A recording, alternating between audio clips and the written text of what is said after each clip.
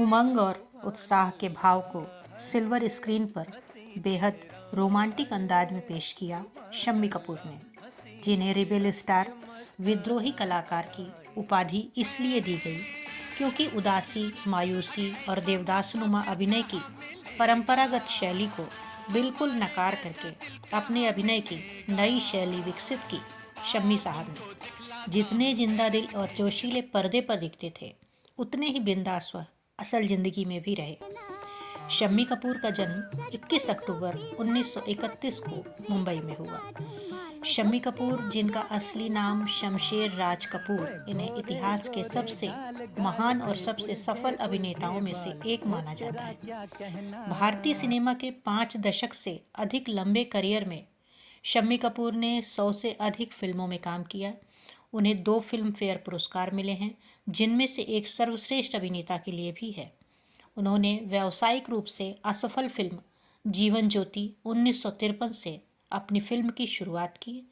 Box office पर लगातार flop फिल्मों में भूमिकाओं के बाद उन्हें तुम सा नहीं देखा 1957 में अपार सफलता मिली,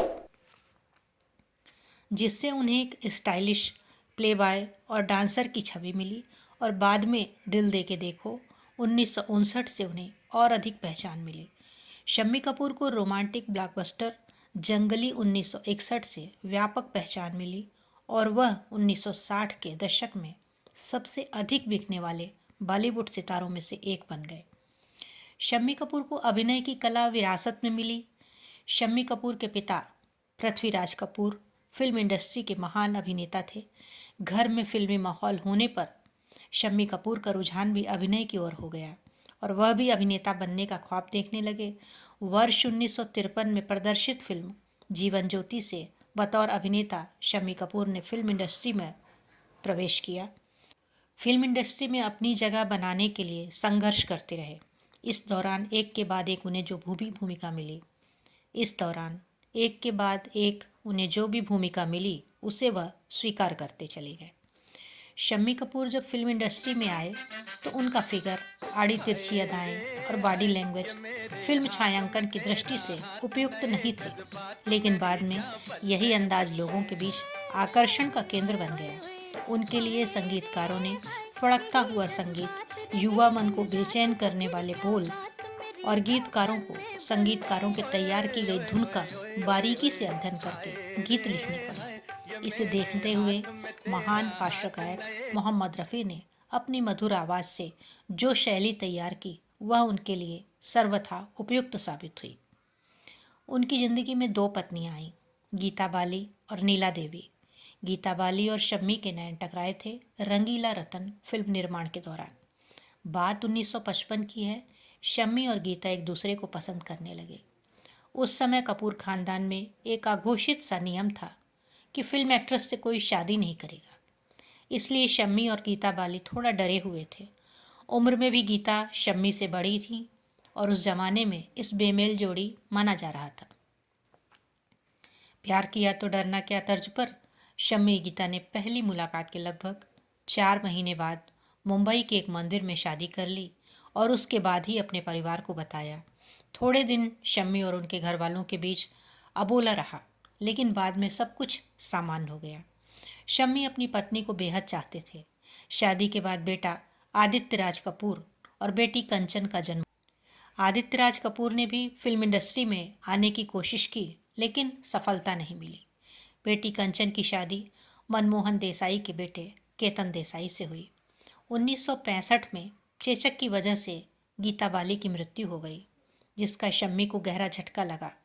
उन्होंने अपने आप पर ध्यान देना छोड़ दिया। वजन बहुत बढ़ गया और इससे बतौर हीरो उनका करियर भी प्रभावित हुआ। शम्मी के बच्चे छोटे थे, इसलिए घर वालों ने दूसरी शादी का दबाव बनाया। शम्मी बमुश्किल राजी हुए। गीता की मृत्यु के 4 वर्ष बाद 1969 में उन्होंने भावनगर की रॉयल फैमिली की नीला देवी से शादी की। शम्मी ने नीला के सामने शर्त रखी कि वे मां नहीं बनेंगी, उन्हें गीता के बच्चों को ही पालना होगा। नीला देवी मान गईं। वे ताउम्र अपने बच्चों की मां नहीं बनी और गीता के बच्चों को ही अपना माना। शम्मी और नीला का यह त्याग उल्लेखनीय है। अपनी दूसरी मां का जिक्र करते हुए आदित्य कहते हैं, मेरे पिता ने जब दूसरी शादी करने का फैसला किया तब इसका जिक्र हमसे नहीं किया था। मुझे याद है वो सुबह सुबह नीला देवी से शादी करके घर आए और हम अपनी आंटी कृष्णा जी के घर पर थे। मैं तब सिर्फ 13 साल का था। हम जब शाम को डैड से मिले तो उन्होंने नीला को हमसे हमारी माँ के रूप में मिलाया था। हालांकि इससे कोई फ़र्क नहीं पड़ा और हमने नीला जी का स्वागत बहुत ही प्यार से किया था। आदित्य कपूर ने बताया, मैं उनके पास गया और उन्हें गले लगा लिया। माँ मिल गई थी, जिसके बाद मैं बहुत खुश था। कमाल हो गया था। मेरी दूसरी माँ नीला देवी बहुत ही दयालु महिला है। उन्होंने फैसला किया कि वह हमारे अलावा कोई और बच्चा नहीं चाहती हैं। कितनी महिलाएं ऐसा कर सकती हैं। सबसे बड़ी बात, शम्मी कपूर और उनके 2 बच्चों की देखभाल करना आसान नहीं था। मैं शर्त लगाता हूँ इस बात के लिए। शम्मी कपूर आखिरी बार अभिनेता रणबीर कपूर की फिल्म रॉक स्टार में नजर आए थे।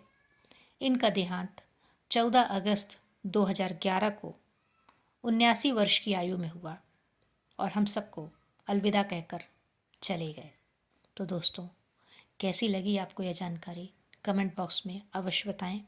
मिलते हैं जल्दी ही नेक्स्ट वीडियो में। तब तक आप अपना और अपने अपनों का ख्याल रखें। Good bye.